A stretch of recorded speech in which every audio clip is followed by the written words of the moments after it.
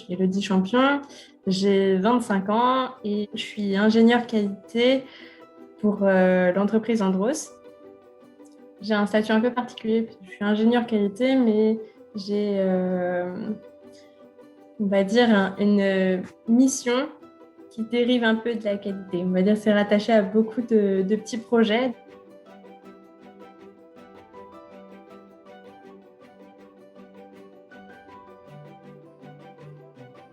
Mon parcours, il est un peu particulier. J'ai d'abord fait une prépa BCPST. Au bout d'un an, je voyais très bien que mes résultats, ils n'allaient pas me conduire à faire à réussir en fait le concours vétérinaire. Donc, je suis partie sur un DUT génie biologique, en option analyse biologique et biochimique, donc pas du tout lié à l'alimentaire entre guillemets, mais je faisais beaucoup de qualité, du coup. De physio, enfin voilà, j'avais pas mal de petits trucs et j'avais aussi donc de la sécurité alimentaire. Et en découvrant ça, je me suis dit que pourquoi pas, ça pouvait être une option plan B. Donc j'ai fait une prépa intégrée post-DUT. En fait, j'ai eu mon concours ingénieur, pas mon concours vétérinaire. Je suis rentrée à GrosSup. J'ai fait ma première année en agroalimentaire. Et du coup, en troisième année, j'ai fait une spécialisation dans tout ce qui est nutrisensas. Et en choisissant cette option, j'étais partie vraiment sur tout ce qui était sensoriel, qui m'avait bien plu. Et donc, du coup, toujours avec un petit bout de qualité au coin de la tête, on va dire. Mon premier métier, ça découle, on va dire, de mon stage. Donc, j'ai trouvé mon stage et en gros, ils m'ont proposé ma première embauche directement à la fin de mon stage. Plus non que oui. En gros, on a vu beaucoup de ce qui était réglementaire. Donc ça, j'en vois toujours un peu. Mais c'est quand même très différent de ce que je fais maintenant. En fait, quand tu as un peu un passé avec de la qualité, ils vont savoir que tu es rigoureuse, que tu penses bien à la qualité. Et c'est quand même quelque chose qui est mis en valeur dans beaucoup d'entreprises. Pour moi, à GrosSup Dijon, ça m'a quand même permis de m'épanouir sur pas mal de points et d'avoir une ouverture d'esprit. J'ai, on va dire, quasiment 70% de mes semaines qui sont consacrées à des réunions. Et ça, on t'apprend énormément à en faire, je trouve, à GrosSup, quoi, d'organiser un travail de groupe, d'essayer de collaborer avec beaucoup de gens. Je trouve que c'est plus une mentalité, en fait, qu'on t'apprend. C'est les meilleures années de ma vie. C'est la cohésion entre toutes les promos. C'est une petite école, je trouve, mais avec un tellement grand cœur que c'est magnifique, quoi. J'ai mon stage donc de mai à novembre et je dirais à partir de septembre, ils ont commencé à me dire qu'ils étaient intéressés pour me garder au sein de l'entreprise, mais il fallait en fait pour ça que j'accepte une mission qui était un peu différente de ce que je faisais en stage. Et donc voilà, ils m'ont exposé un peu la mission, ils m'ont dit est-ce que ça t'intéresse ou pas de travailler dessus, en sachant que si tu travailles dessus, en effet, on te fera une embauche parce qu'on a besoin de quelqu'un pour nous faire ce projet-là. Nous, on ne peut pas le faire à temps plein, donc il nous faut quelqu'un. Donc voilà, on avait pensé à toi. Donc en exposant le projet, je trouvais qu'il était très intéressant. Totalement différent de ce qu'on apprend à l'école, de ce que je faisais, de la qualité. Il y avait beaucoup d'enjeux. Et du coup, j'ai accepté. Donc, ils m'ont fait mon contrat d'embauche au mois d'octobre, je dirais à peu près. Et donc, si tu veux, j'ai arrêté mon stage fin octobre. Et le lundi d'après, c'était en week-end, du coup, le lundi d'après, je commençais mon CDD, quoi. Bon, du coup, ça se résume un peu à mon stage, parce que j'avais déjà choisi à mon stage. Euh, Quand j'ai fait ma recherche de stage, je voulais au départ partir dans le Lot ou la Dordogne. Et j'ai eu la chance au forum des entreprises d'AgroSup Dijon d'avoir l'entreprise Andros qui venait justement présenter. Et en fait, si tu veux, vu qu'on est vraiment, faut le dire, perdu en pleine campagne, il y a très très peu de gens qui veulent venir dans cette entreprise-là, ou en tout cas dans l'usine qui est positionnée en plein milieu du Lot. Et donc, quand moi je lui ai dit que je voulais venir là-haut, que je voulais voir pour 6 mois si ça fonctionnait, il m'a dit bah ok, moi j'ai ça comme stage à te proposer, est-ce que ça te va ou pas? Je lui ai dit bah oui, donc j'ai fait ma candidature, j'ai été acceptée. Et voilà, en fait, on va dire, en fait, c'est plus un sujet de stage que j'ai choisi en me disant bon, c'est de la qualité, je voulais commencer par de la qualité, on ne sait jamais, c'est une grosse entreprise. Donc je me suis dit bon bah pourquoi pas, ça peut peut-être aller avec mes convictions personnelles aussi. Déjà, c'est du fruit, la transformation de fruits, donc c'est un gros point, on va dire, ça sent bon dans les usines. Autant dire que c'est important en agroalimentaire. Et donc voilà, j'ai choisi ça en me disant, bon, je pars sur la qualité comme je m'étais dit au départ, on verra bien. Et puis si j'ai envie de changer, je pourrais toujours changer avec un bon bagage et surtout une grosse entreprise aussi derrière.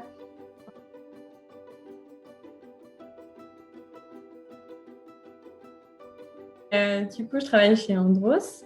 Andros, c'est un gros groupe qui a beaucoup de produits. En fait, quand on dit Andros, on pense tout de suite à la marque Andros. En fait, Andros produit aussi Bonne Maman. On a pas mal de sites partout dans le monde. Et du coup, on a des grosses marques. Nous, en France, on connaît principalement Andros, Bonne Maman. Il y a aussi Maminova, qui fait partie du groupe Andros. C'est principalement de la transformation de fruits. Donc, ça peut être des fruits au sirop, de la confiture, des compotes. On a des confiseries, on a aussi de l'herboristerie, donc tout ce qui est infusion, euh, et aussi tout ce qui est dessert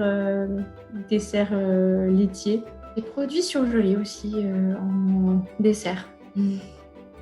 Andros est basé à son siège à Biars-sur-Cère, donc dans le Lot. Et son rayon d'action, donc on a beaucoup d'usines un peu partout dans le monde.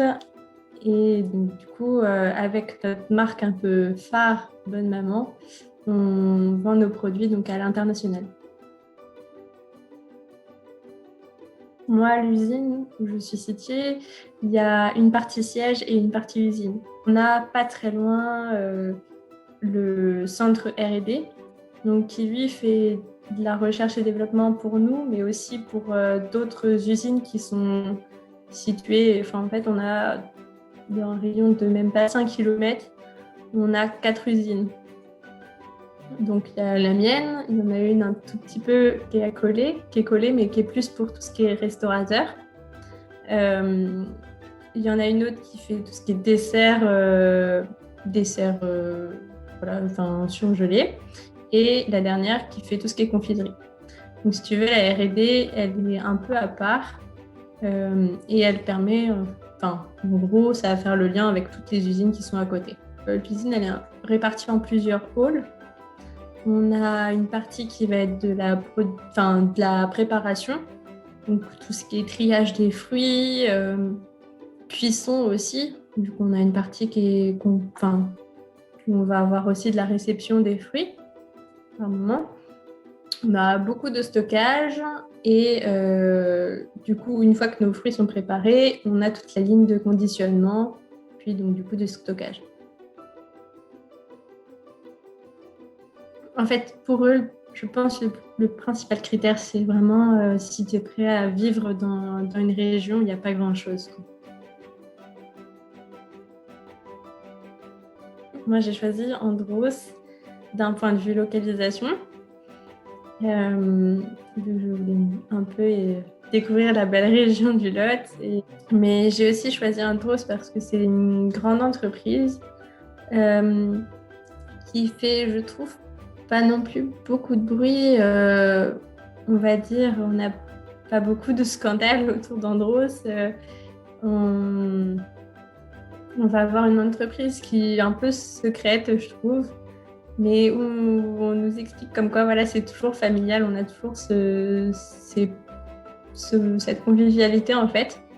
Et surtout, c'est une entreprise de fruits, donc où on va avoir beaucoup de choses à faire. Et quand on cherche un peu et qu'on voit que Andros c'est aussi grand que ça, on se dit que on peut avoir vraiment un épanouissement dans l'entreprise et évoluer très rapidement.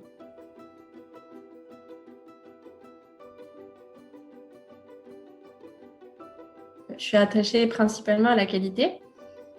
Mais mon projet, le plus gros projet que je suis, c'est la mise en place d'un nouveau logiciel, on va dire, qui va permettre aux opérateurs de faire leur contrôle au long de la fabrication. En fait, on va avoir plusieurs contrôles à faire sur nos produits. Et du coup, ce nouveau logiciel il va permettre que les opérateurs n'aient plus à penser à faire ces contrôles, mais est-ce que en fait, le logiciel leur dise ah, là, vous voyez, il est telle heure, il faut que vous fassiez ce contrôle-là.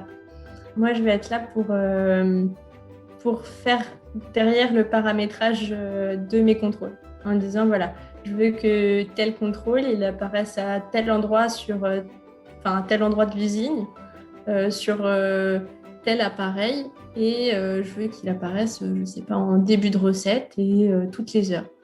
Je vais avoir tous les documents qui vont être liés à ces contrôles à mettre à jour.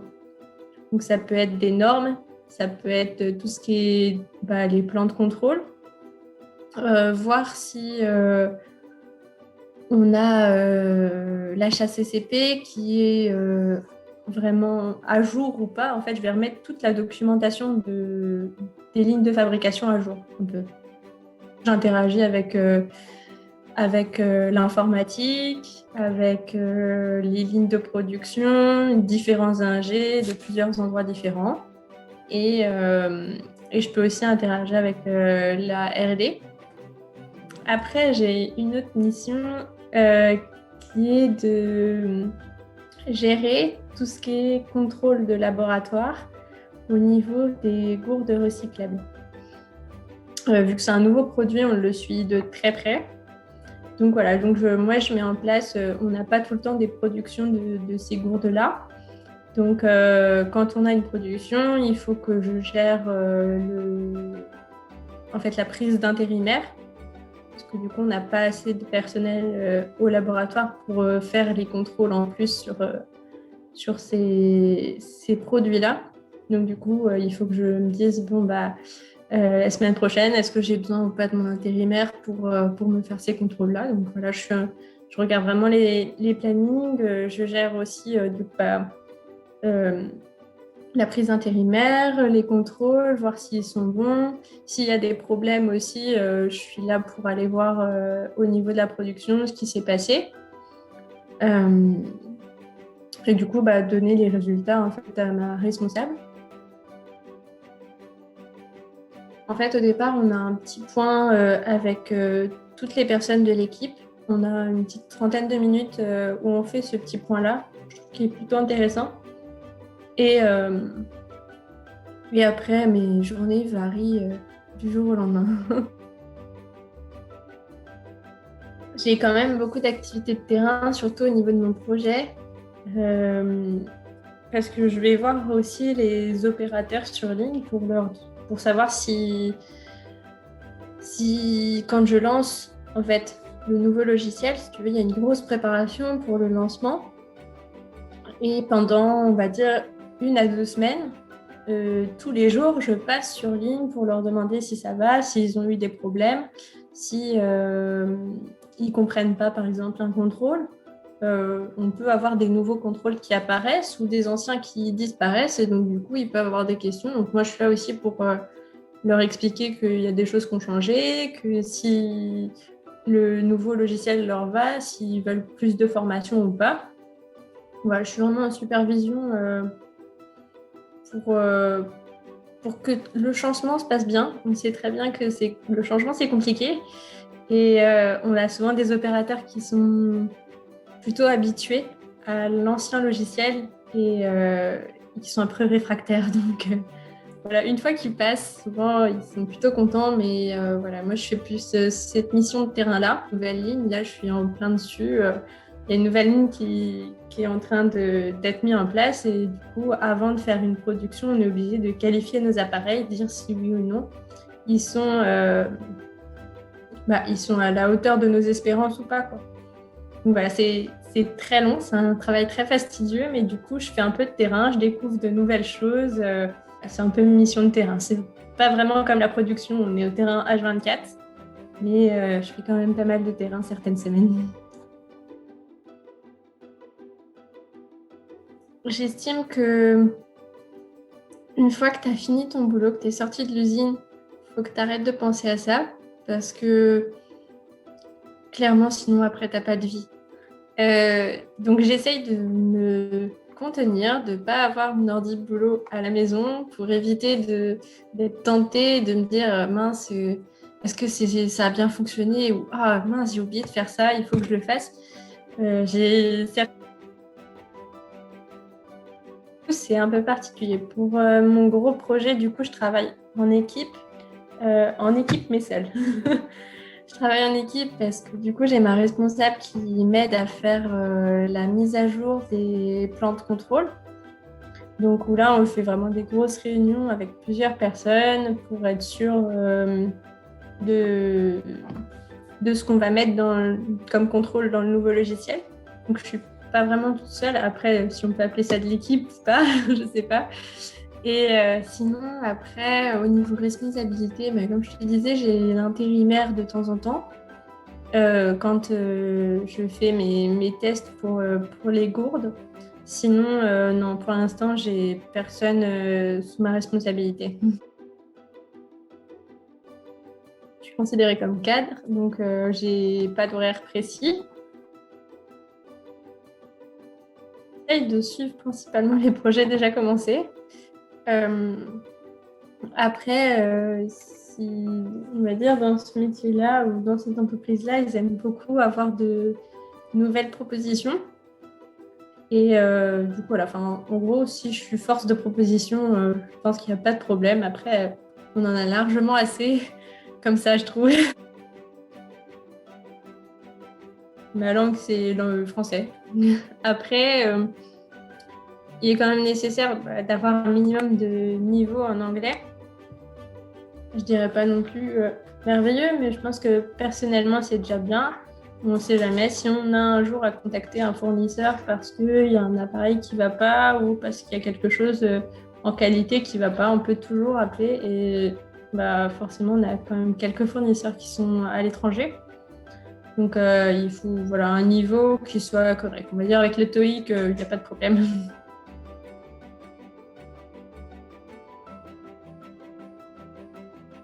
Le projet dans lequel je suis, on va dire que de la qualité, il y en a un peu. Il y a quand même beaucoup d'informatique.